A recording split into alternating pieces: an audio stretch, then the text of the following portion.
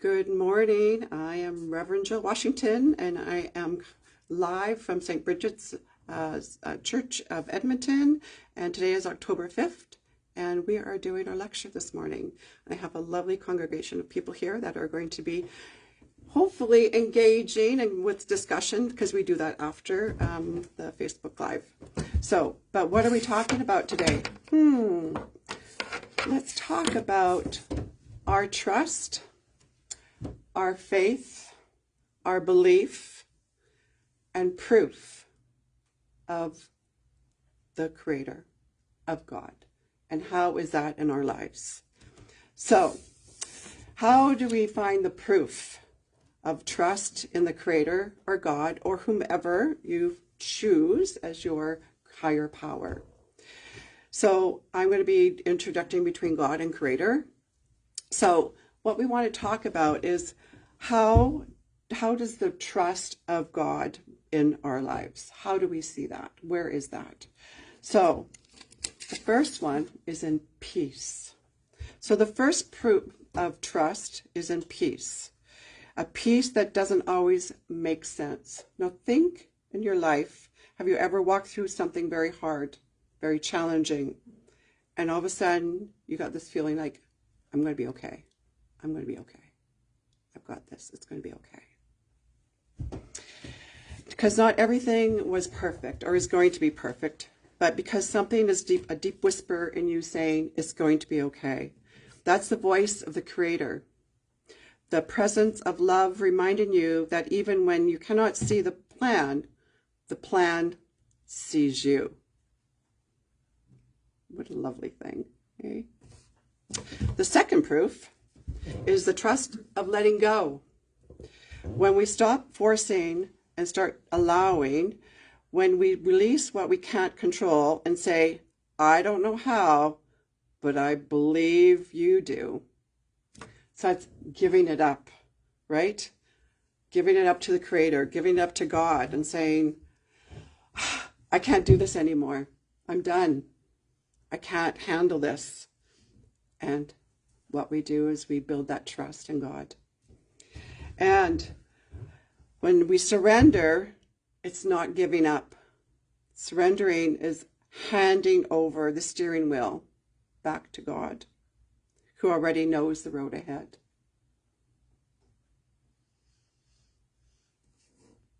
The third proof is gratitude. When trust begins to bloom, gratitude becomes our language.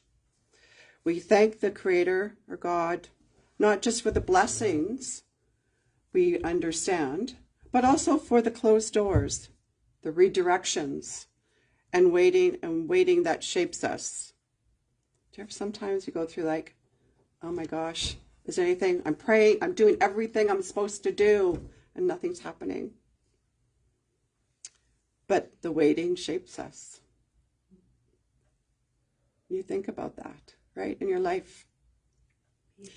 Gratitude transforms every moment into evidence of the divine care. That's the Creator. That's proof. The fourth proof is transformation. Trust changes us. It softens our fear. It strengthens our compassion.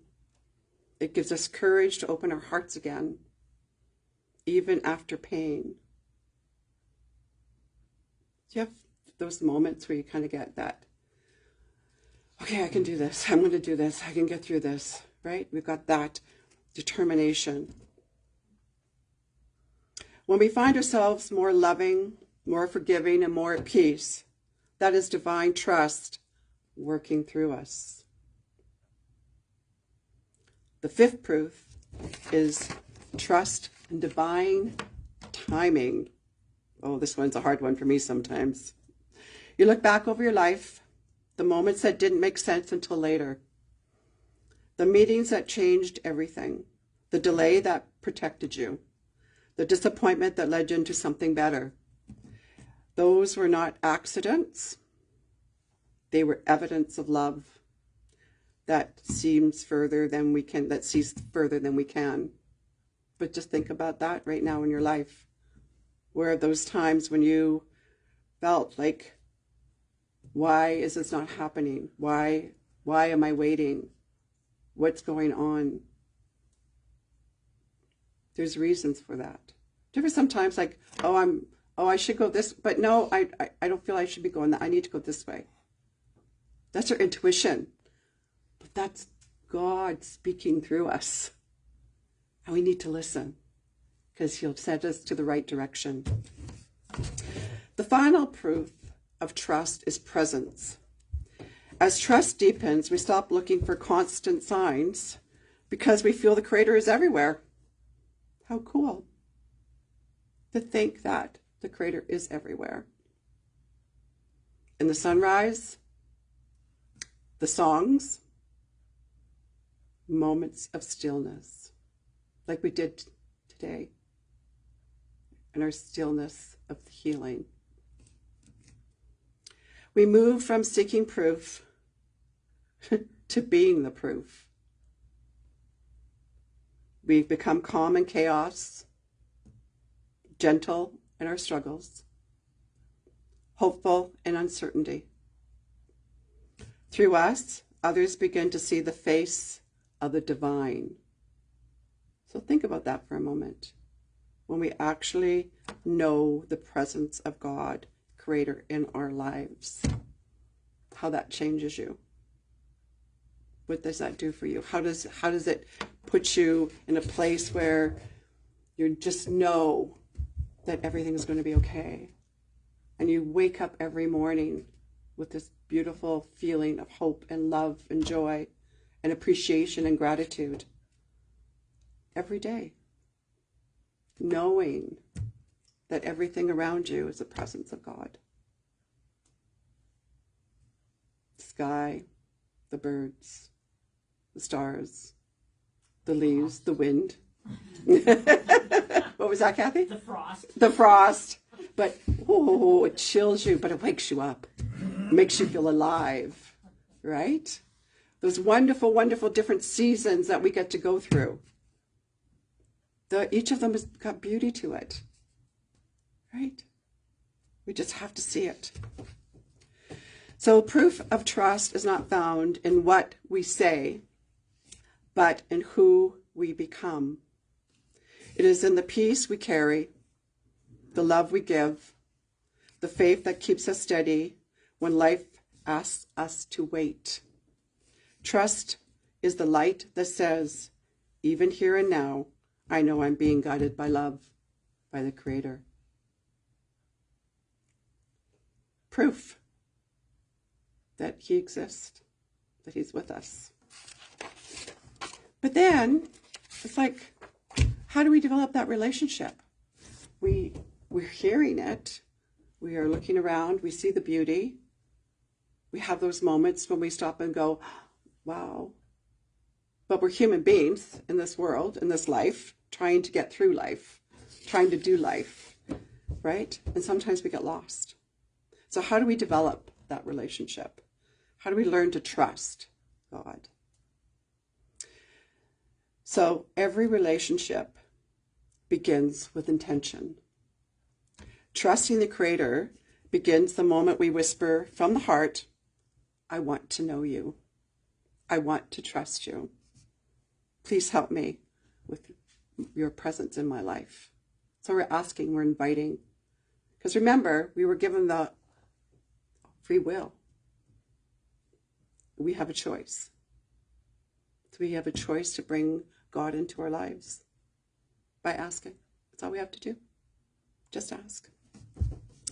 That quiet prayer is enough to open the door. The Creator does not always arrive in thunder and signs, but in whispers, in those moments of peace, the warmth of the sunrise, in the gentle knowing that we are not alone.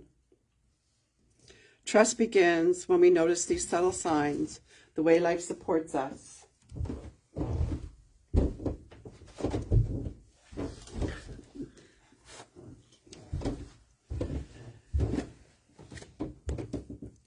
The way love shows up just in the right time.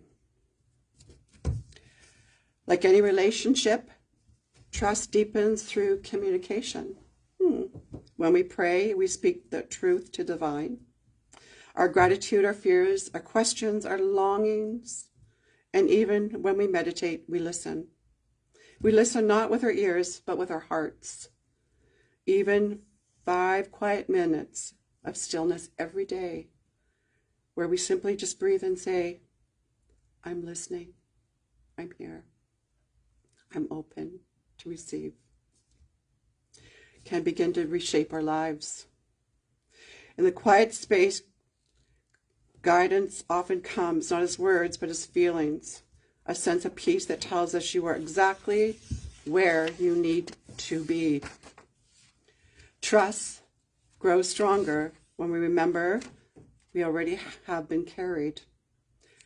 Again, think back of the times when things were struggling. We were going through difficult times and later revealed its purpose.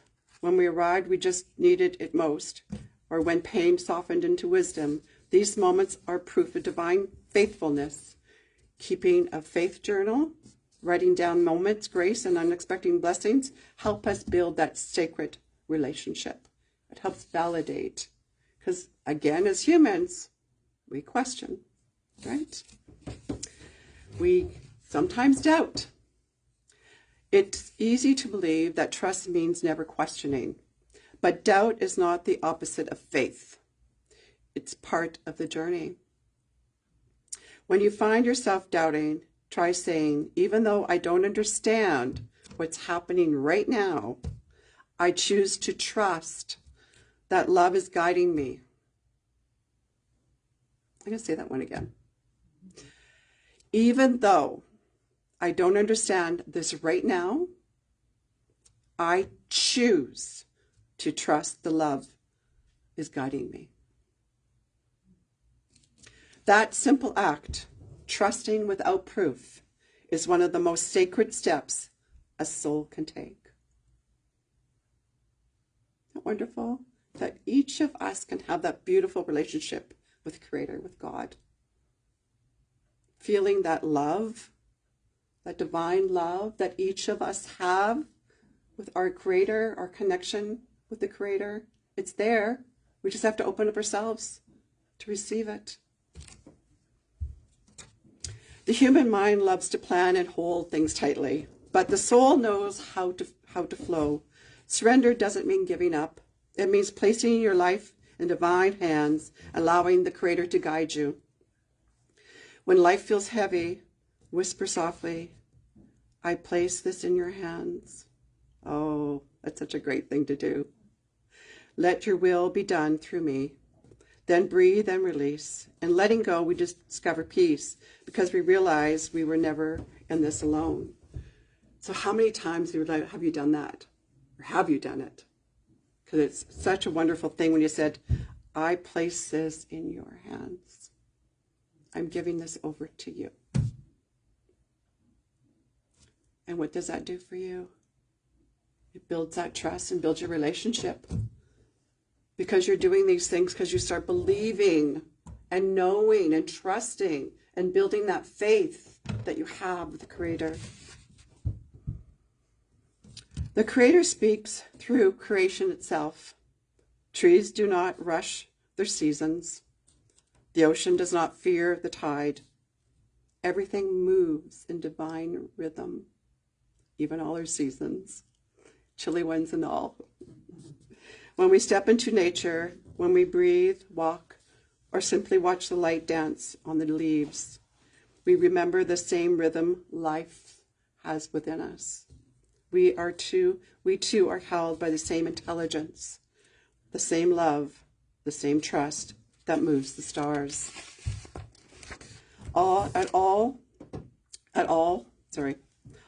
At the heart of all is trust of love.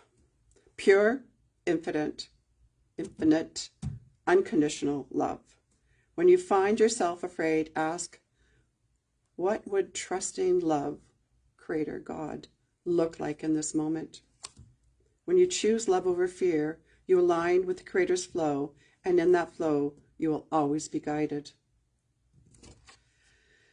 So, With each breath, feel yourself relaxing into the light.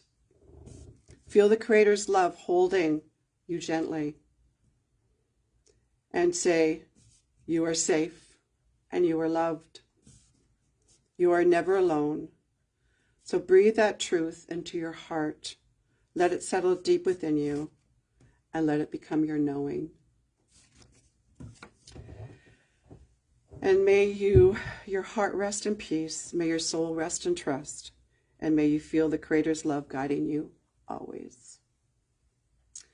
So that is our lecture for today.